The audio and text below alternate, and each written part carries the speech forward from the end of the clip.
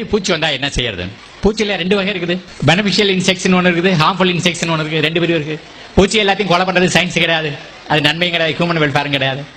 பூச்சியை நம்ம கொண்டு விட்டோம் அப்படின்னு சொன்னா பறவைகளை சாப்பாடு எல்லாம் பண்ணிட்டோம், நண்பர்கள் நம்ம தோட்டத்தையே வரல, மறுபடியும் அந்த உணவு சங்கிலி பாதிக்கப்பட்டு உணவு சங்கிலி அறுந்து கிடக்குது. அப்ப ஏதாவது செய்யணும்னு நினைச்சீங்கன்னா என்ன செய்யணும்னா, நம்ம ஆடு மாடு திங்காத செடி கொடிகள் எங்க பார்த்தாலும் இருக்கு. ஆடு மாடு மேய போற இடத்துல வெயிலில் இருக்கிற செடிகளை பார்த்துக்கங்க. இந்த செடிகள் எல்லாம் பூச்சிகளை கட்டுப்படுத்தும். ஏன்னா அங்க நீங்க ஸ்ப்ரே பண்ணல, அப்ப இந்த செடியெல்லாம் ஜாவாம இருக்குன்னு என்ன அர்த்தம்? பூச்சியால திங்க முடியலங்க.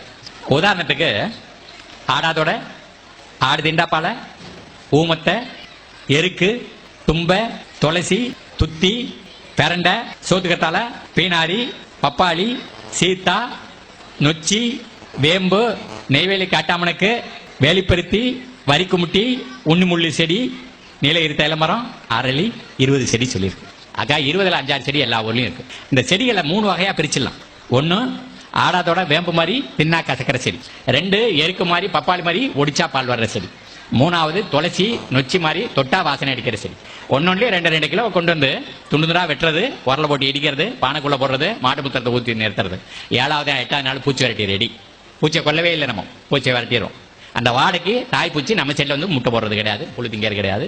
புழு உண்டாயிடுச்சுனாலும் அது திங்கிறது இல்லை, தின்னா அஜீரணத்தில் அது செத்து போகுது. ஆகையினால நம்ம பூச்சியை கண்ட்ரோல் பண்றோம். இயற்கையில எல்லா ஆற்றலும் இருக்கு.